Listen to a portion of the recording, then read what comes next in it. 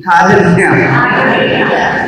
प्रार्थना करूया. परमेश्वर पिता दयाळू बाबा, संततील साबरतीचे आभार मानतो. महान परमेश्वर, आशीर्वाद परमेश्वर, तुमच्या वचनात चालणाऱ्या प्रत्येकाला सहाय्य करते. सर्व पापांच्या उत्तरांची क्षमा करून प्रार्थना येशूच्या नावाने करतो.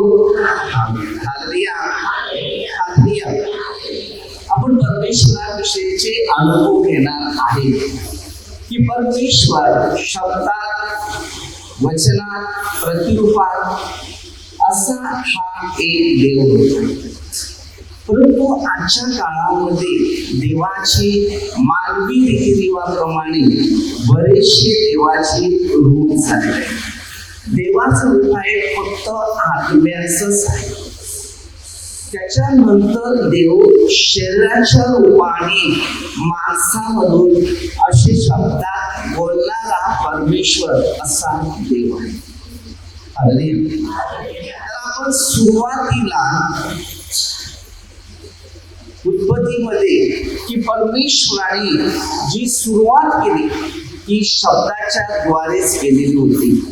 आणि या 7 दिवसात परमेश्वराने शब्दाचा वापर केला आणि सृष्टीची पूर्ण निर्मिती झालेली आहे. तर त्याच्यानंतर देवाला वाटलं की या पृथ्वीवर माझ्यासारखाच एक प्रतिरूप म्हणून या देवाचं राज्य म्हणजे माझं राज्य इतर लोकांना देण्यासाठी बघत असेल की मध्ये 6-9 प्रार्थना बोलले की तुझे राज्य आम्हाला दे. म्हणजे देवाचं राज्य या जगात पूर्ण व्हावे या हेतूने परमेश्वराने मानवाची निर्मिती केली.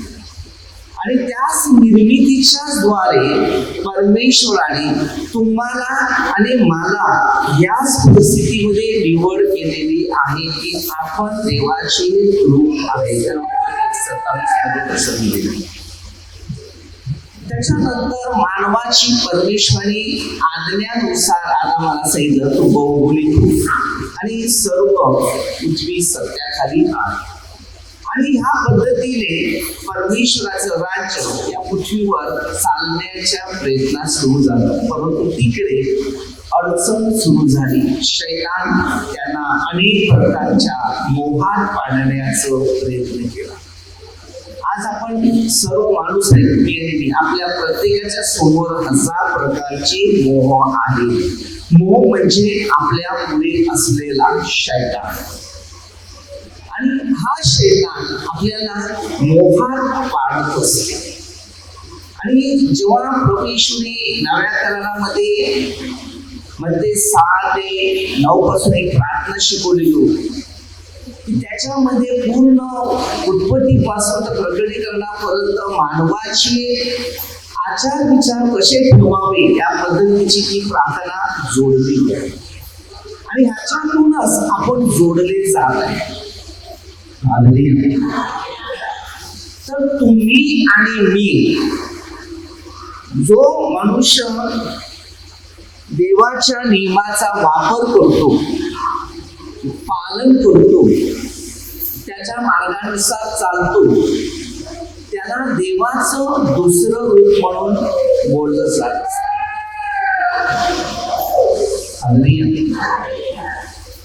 तर त्यानंतर आदामाच्या हातातून एवेच्या हातातून पहिल्यांदा सुरुवात झाली. तेव्हा पहिली पापात पडली. त्याच्यानंतर आदाम पापात पडली. आणि आजच्या काळामध्ये तुम्ही आणि मी जर परमेश्वराच्या शिक्षणावर अवलंबून असतील तर तुम्ही आणि मी परमेश्वराच्या राज्यात पूर्णपणे पवित्र आत्म्याच्या द्वारे चालायला सुरुवात करणार.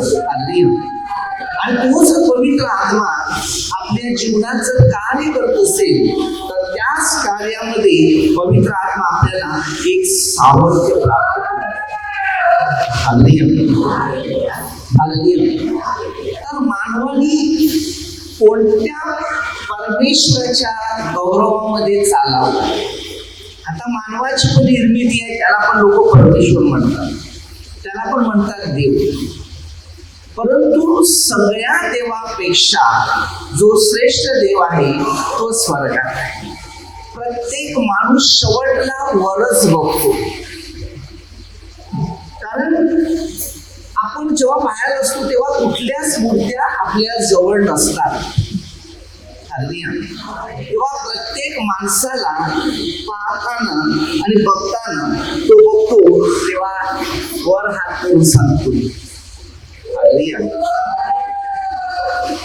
प्रत्येक मनुष्य आपल्या भाषेमध्ये वेगवेगळ्या भाषांमध्ये परमेश्वराच्या नावाची स्तुती करत असतो. आज बुद्धीकडे माणसं जास्त वळतात, परंतु परमेश्वराची जी कृती आहे त्याच्याकडे कोणता मनुष्य वळायला बघत नाही. इंग्लिशमध्ये बोलतात गॉड, जीसस, बरोबर. हिंदीमध्ये बोलतात भगवान, मराठीमध्ये बोलतात देव, उर्दूमध्ये बोलतात खुदा. आणि आपल्या आपल्या भाषांमध्ये अलग प्रकारच्या भाषात अलग प्रकारची नावं दिली जातात आणि त्या नावाने प्रत्येकाला हाक मारली जाते. मग तो परमेश्वर त्याच्या नावाने जेव्हा त्याला हाक मारते तेव्हा परमेश्वर त्याच्या नावासाठी त्याला काही करण्याचा प्रयत्न करतो. मग तिथून आपण जीवित परमेश्वराची भक्ती, आराधना, प्रार्थना, स्तुती करत असतो. म्हणजे परमेश्वराने तुम्हाला ना मला त्याच्या आत्म्याने बनवलं.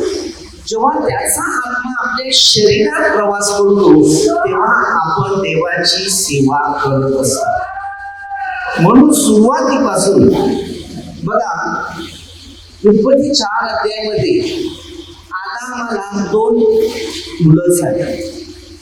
एकाचं नाव होतं काईन, दुसऱ्याचं नाव होतं आबेल. काईन शेतकरी झाला आणि आबेल विरोधवासाठी मेंढपाळाचा आले आहे. आणि आबेलनी मेंढपाळाचं थोडं पाळण्याचं जबाबदारी घेतली आणि शेतीची जबाबदारी काहींनी. परंतु काहींनी जमिनी, शेतात पीक पाण्याचा शेतकरी म्हणून तो बनला. आणि त्याने भावाच्या, आज पण बरेच लोक आहेत या शेतामधून आल्यापर्यंत काही चौशायचं आहेच. परमेश्वर आपल्याला चांगल्या गोष्टी देतो. आता त्या पृथ्वीला शाप आलाय. जसं काहींनी पाप केलं म्हणून तो कष्टमय शापित बनला. आणि या शापितमुळे तो इकडे तिकडे भटकता झाला. आज बरेच लोक तसेच आहेत की भटकतात इकडे तिकडे. का? कारण परमेश्वराच्या नियमाचा वापर करत नाही. तुम्ही आणि मी परमेश्वराच्या मार्गानुसार जर प्रवास करत असेल तर तुम्हाला देवाची ओळख होईल. तर आपण पहिल्यांदा एक सुरुवात करूया की निर्गम 20 अध्यायामध्ये मोशे होता. मोशेला परमेश्वराने दर्शन दिलं, दुर्पादूर वगैरे.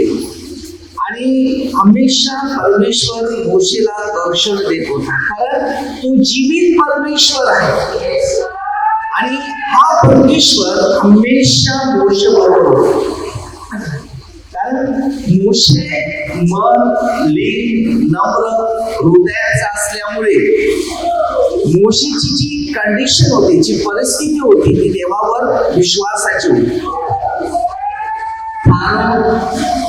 अहंकार आणि मूर्ती. आता जो माणूस अहंकार आहे, ज्यामध्ये अहंकार जास्त असते तो मूर्ती पूजन.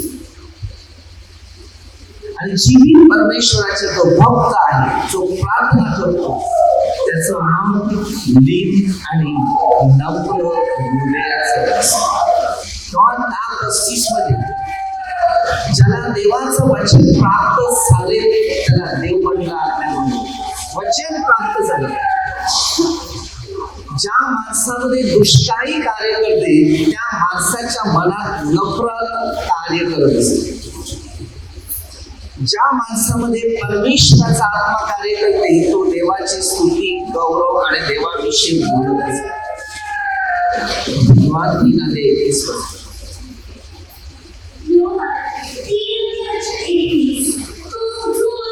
जो वरून येतो तो सर्वांच्या वर आहे. वरून येतो, परमेश्वर वरून येतो, खालून नाही. आज काळामध्ये आता जर आपण क्रिसमस आला तर कित्येक लोक त्या मोठ्याच्या तयारीमध्ये असणार, पण आपल्या हृदयाच्या कोठातून खरेदी करायचं पहिल्या प्रकारची 16-17 वचनामध्ये सांगितले, तुम्ही देवाचे मंदिर आहेत. काय सांगितले? तुम्ही देवाचे मंदिर आहेत आणि तुम्हामध्ये देवाचा आत्मा वास करते. आता आपल्यामध्ये जर देव आहे आणि देवाचा आत्मा वास करते, उत्पत्ती 2:7 माणसाच्या नाकापुड्यामध्ये जीवनाचा श्वास दिला आणि मनुष्य जीवधारी प्राणीचा. तेव्हा 10:17 आणि 18 वचनामध्ये श्वास देण्याचा आणि श्वास घेण्याचा परमेश्वराने येशू ख्रिस्ताच्या हातात मानवाच्या प्रतिरूपाप्रमाणे येऊन त्यांनी तो डिसिजन आणि निर्णय येशू ख्रिस्ताच्या हातात. आता जर तुम्ही तुमच्या जीवनामध्ये आत्मिक शिक्षणावर लक्ष दिलं असेल तर ते शिक्षण तुम्हाला कुठेतरी कार्य करण्याचा प्रेरणा देव देईल.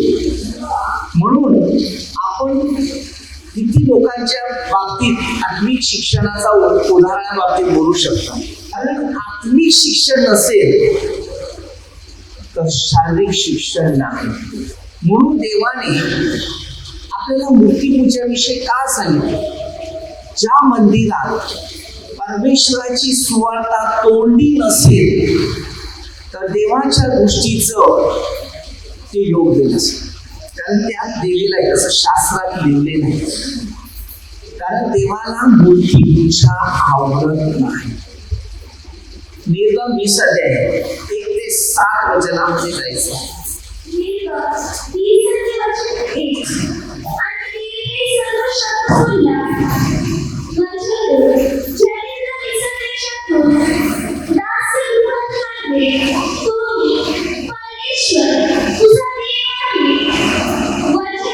काय सांगते?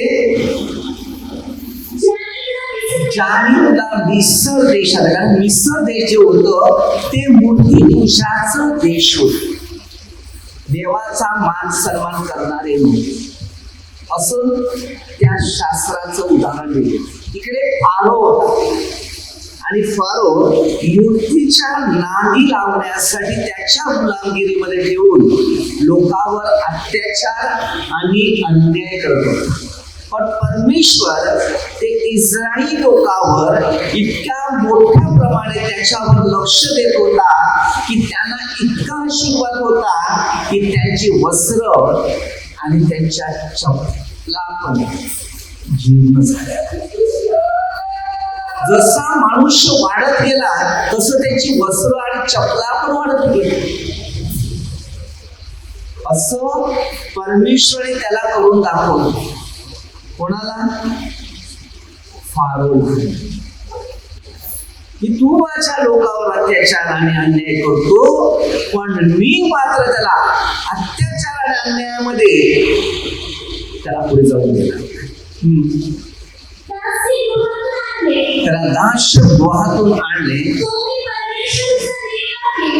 तो काय सांगते? परमेश्वर जो तुझा देव आहे, माझ्याशिवाय तुला वेगळा देव नसावा. त्याने काय सांगितलं माहितीये? की माझ्याशिवाय तुला दुसरा देव नसावा. म्हणजे देव कुठे होता? कुठे? कारण परमेश्वराने मोशेला झुडपात लक्ष देऊन त्याला पर्वतावर नेऊन परमेश्वराचं रूप काय त्याला त्याचं जाणीव करून दिली. आणि त्या जाणीवमुळे त्यांनी परमेश्वराच्या आज्ञाचं पालन करून त्याच आज्ञा लोकांना दिल्या. झुडप पेटलेलं असून सुद्धा पेटलं नाही हा चमत्कार. आपण झाडाला आग लावली तर झाड पेटून कोसळून खाली पडेल, आणि त्या आग लागलेली असून झाडाचं जरा पण पान खराब झालं नाही. मग ती आग तरी कशी होती? पहिल्या प्रथम मोशेला परमेश्वराने मोठा चमत्कार करून दाखवला. देवाचं खरं रूप त्याने तिकडेच रूपांतर दाखवलं. मग मोशेचा आत्मपरिक्षणाचा विश्वास होता तो वाढला गेला, आणि त्याने डिसिजन केलं, जर देव माझ्या जोडीला आहे तर मला या जगाच्या गोष्टीची काय गरज आहे. दोन व्यक्तींनी हा येशूवर परमेश्वर विद्यावर विश्वास ठेवला, मोशे आणि योशुआ.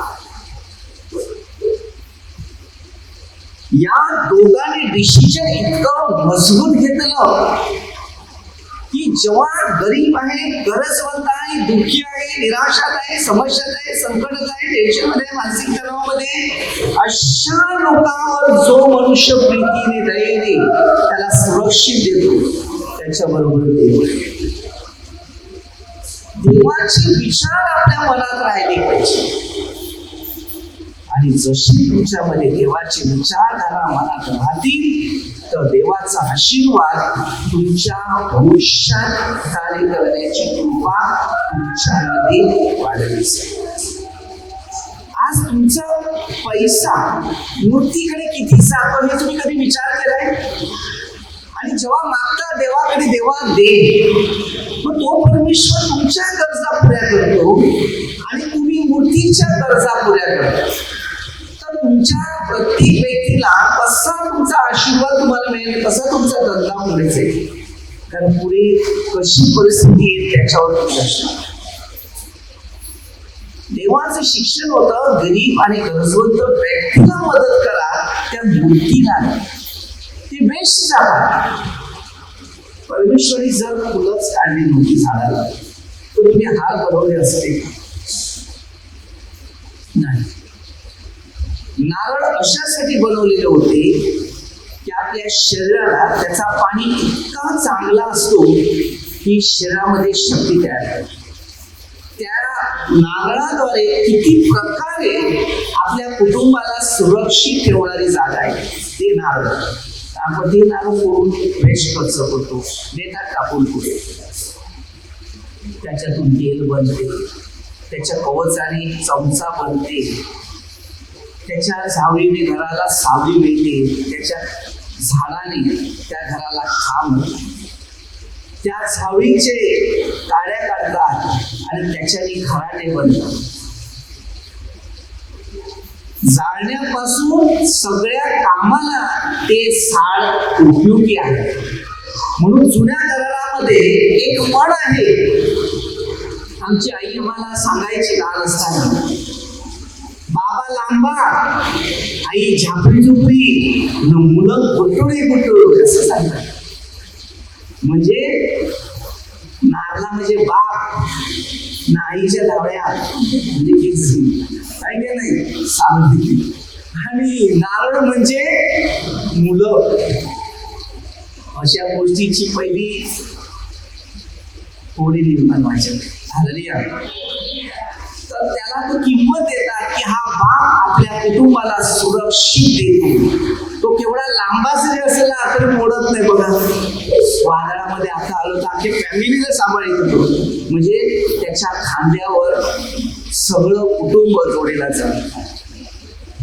आणि जर असं त्याला फोडलं, त्यामध्ये एवढं नाजूक असते, बाजूचं किनार एवढं कडक असते की तो सांभाळतो.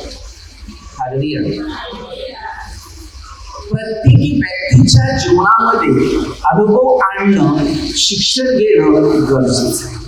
त्या नारळाने कितीतरी प्रकारे आपल्यासाठी योजना बनवल्या. नारळाचं दूध सुद्धा बनते, तेल पण बनते, चटणी बनते. नारळ एवढं हर चीज का काम करून ठेवते, म्हणजे एवढ्या कामाला येते की विचार करू शकतो. तो नारळ आपण वेस्ट करतो. तुम्ही विचार करा. प्रत्येक शिक्षणाबाबतीत अनुभव घेणं गरजेचं. म्हणून देवाला मूर्तीपूजा आवडते. जर आम्ही मूर्तीपूजाच्या आहारी जात आहे, मूर्तीपूजा म्हणजे काय? देवाची निर्मिती नाही ती मूर्तीपूजा. आणि जी देवाची निर्मिती आहे ती मान. आज तुम्ही बघा, एकमेका माणसाविरुद्ध भांडणाने मारामारी नफरत, त्या मूर्तीच्या विरुद्ध नफरत करायला सांगितले तर आम्ही माणसाच्या विरुद्ध नफरत. म्हणून तिकडे नाव दिले, एकाखेरीस तुला दुसरा देव नसावा.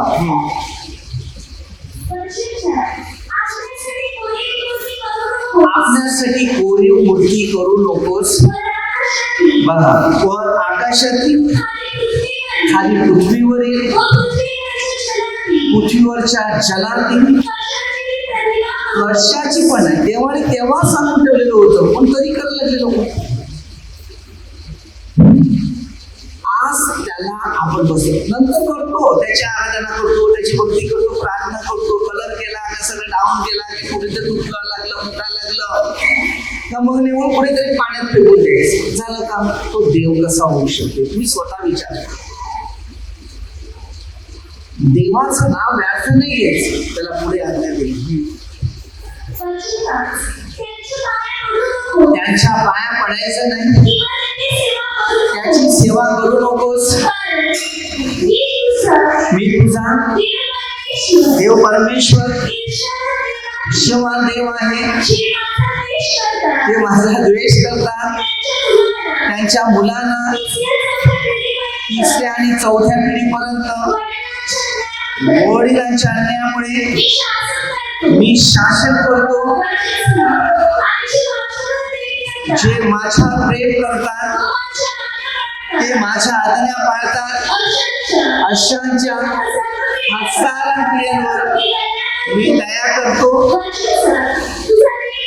तुझा देव परमेश्वर, तू याचं नाव व्यर्थ घेऊ नकोस, कारण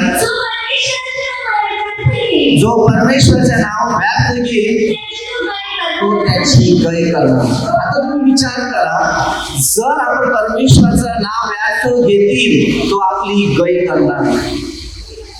विचार करणाऱ्या गोष्टी आहेत की आपला देव जो परमेश्वर आहे, हल्लिया तो सर्वांचा आपला देव म्हटलेला आहे, तुझा ना माझा नाही.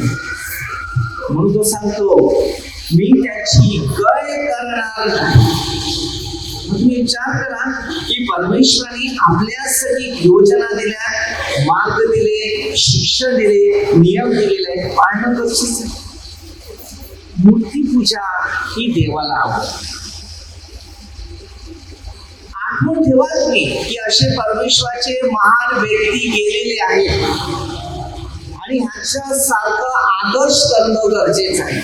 त्याची भजन पूजन नाही, त्यांच्याप्रमाणे वागणं करणं, त्याचा इतिहास काढणं की परमेश्वराचे महान व्यक्ती या पृथ्वीवर येऊन गेलेले आहेत, त्यांचा आदर्श आपल्या सर्व मानवाला करणं गरजेचं आहे. पवित्र मरिया या आईने कशा प्रकारे आपल्याला मार्गदर्शन केलं, एक आदर्श तसा आहे.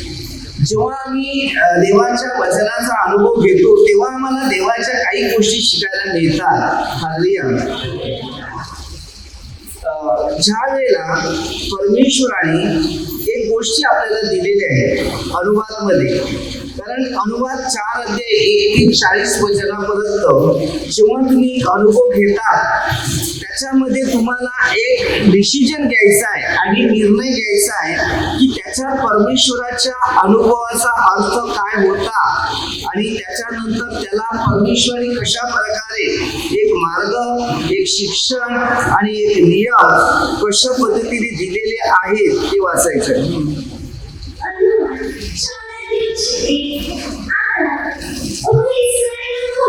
काय सांगते हे, आता हे इस्राईल लोक हो, आपण इस्राईल लोक आहे बरोबर असं लोक समजतात. म्हणजे इस्रायल म्हणतात स्वतःला, मग त्यांनी कोणत्या पद्धतीचं शिक्षण द्यायचं? जे विधी आणि नियम मी तुम्हाला शिकवत आहे ते पाळावे म्हणून ते तुम्ही ऐकून घ्या. मी काय सांगते, तुम्ही जिवंत राहाल.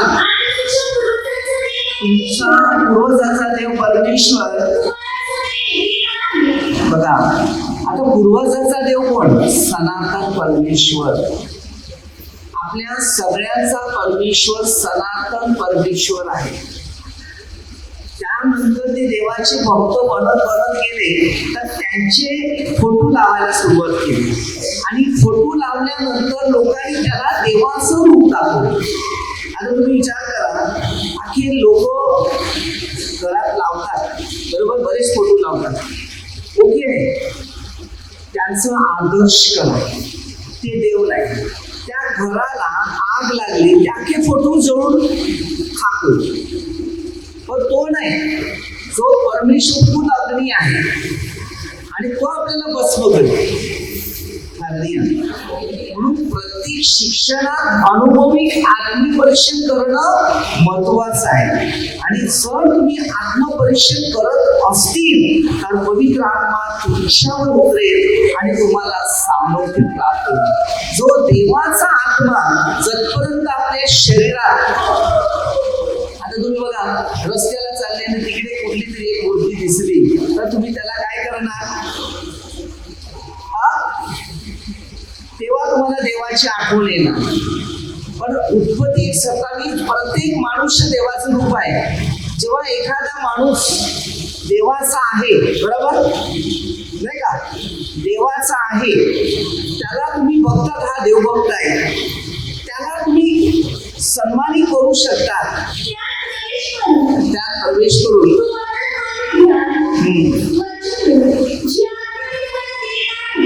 जे आज्ञा मी तुम्हाला देत आहे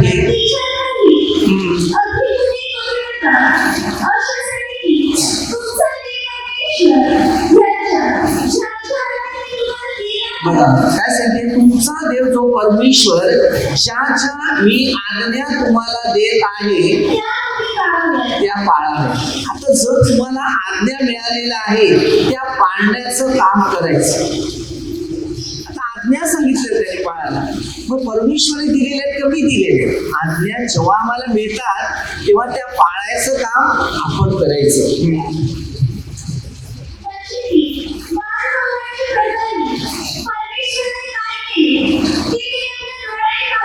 बघा काय सांगते की परमेश्वराने कार्य केलं ते तुम्ही डोळ्याने पाहिलेलं आहे. आता तुमच्या जीवनात इतके एवढे अनुभव तुम्ही इकडून घेतलेले आहेत, मग डोळ्याने पाहिलेले आहेत, मग तुम्ही काय करता? कुठे धावतात? मग पुढे तुम्हाला या गोष्टीचा परमेश्वरापासून अनुभव प्राप्त होईल का? नाही होणार. कारण आपण परमेश्वराच्या नियमाविरोध वागल्यानंतर आपलं सगळं जे भरलेलं आहे ना ते सगळं खाली होईल. शेवट आपण पण खाली होईल. कारण तेव्हा 3:3 मध्ये असं प्रश्न दिले, एकदा तुम्हाला देवाने बरं केलं, देवाने तुमच्या जीवनात सगळं चांगलं केलं, मग त्या देवाने तुम्हाला दिल्यानंतर तुम्ही देवापासून हळूहळू कमी व्हायला सुरुवात झाली आणि दूर व्हायला सुरुवात झाली, तर तुमच्या पाठीमागे जी देवाने दिले ते उचलून परत घेतो असं असते.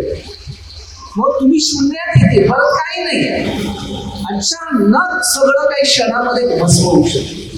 एवढं देवाच्या दृष्टीने सावध राहा, कारण आपलं नाही, आपण त्याला हात लावायचा नाही.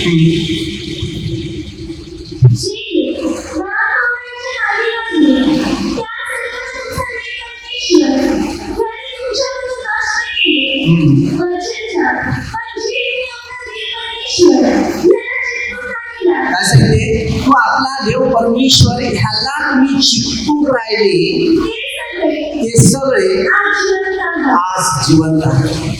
मग आज आपण परमेश्वराला जर चिकटून राहिलेले आहे तर आज आम्ही जिवंत राहणार. एक जीव आत्म्याची स्थापना तयार करायची. मला जिवंत परमेश्वर पाहिजे. आज तुम्ही विचार करा, प्रत्येक व्यक्ती वेगळ्या वेगळ्या विचाराने प्रवास करतो.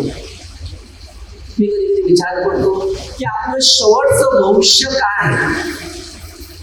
एक सेकंद तरी आपला आहे का? एका सेकंदामध्ये आम्ही आमचं भविष्य ठेवू शकतात का? तुमच्याकडे सगळं वस्तू ठेवायला आहे, सोनं नाणं पैसा वस्तू सगळं आहे, पण स्वतःचं भविष्य ठेवायला तुमच्या जवळ जागा आहे का? जर आपल्या स्वतःच भविष्य आपल्या जवळ जर नसेल तर आपलं जीवन झिरो झिरो झिरो मध्ये, म्हणजे शून्याचा आकार आम्ही पुढे देतो.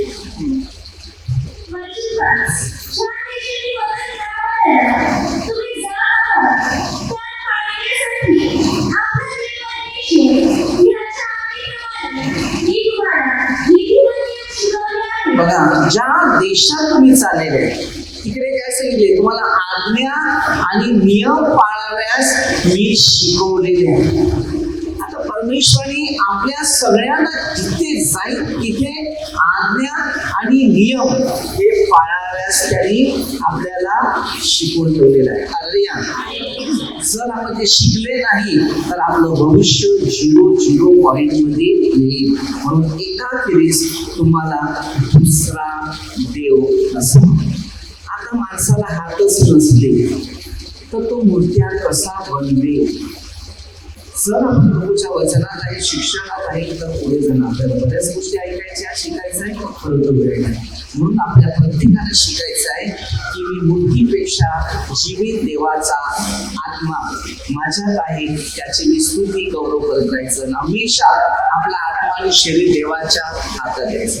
अरे जो येशू ख्रिस्त आपल्यासाठी शाप झाला, तो क्रूसावर खिळा गेला, तो आम्हाला वाचवण्यासाठी. म्हणून आपण बोलतात गुड फ्रायडे. गुड फ्रायडे म्हणजे सगळ्यात चांगला दिवस की आमच्या पापी लोकांसाठी कोणतरी बलिदान देत आहे ना आम्हाला सैतानाच्या हातातून सोडत नाही. इकडे शापित लोकांचं चिन्ह होतं, क्रूसावर टांगवणारा म्हणजे शापित व्यक्ती होता. त्याला दोन बाजूला चोर होते आणि एकाने पश्चाताप केला तो स्वर्गात गेला आणि एकाने चोरीचाच विचार केला तो नरकात गेला. विचार करा, डिसिजन. आणि ज्या परमेश्वर त्याला पाठवलेलं होतं प्रभू येशू ख्रिस्ताला मानवी रूपाने, तेव्हा त्याने आत्मा तिकडे पाठवला, तेव्हा तो स्वर्गात गेला. तुमचा आत्मा स्वर्गात जाऊन रोज प्रार्थना करायचा. सूत्रशेपूते 31:5 वचन दिलेलं वाच.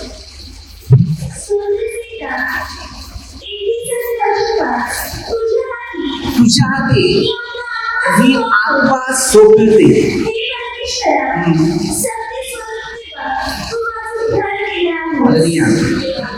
सत्य परमेश्वराने आमचा उद्धार केलेला आहे, त्या मूर्तीने उद्धार केला नाही. म्हणून सावध राहा, कारण आता जे येणारा जो आजार आहे तो घाणेटे फोड येणार आहे. आता जर तुमच्या मागे घाणेटे जर फोड आले तर तुम्ही काय करणार? बघा, प्रकटनेमध्ये 13 अध्याय आपण अकलेचं काम आहे 18 वचनामध्ये.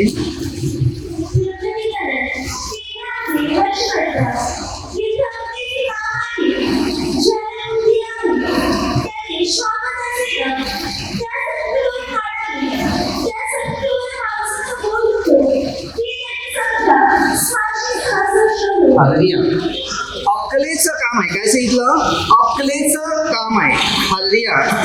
म्हणजे आज तुम्हाला शिकायचं आहे. त्याच्यानंतर प्रकटीकरण 16 अध्याय वचन 2 मध्ये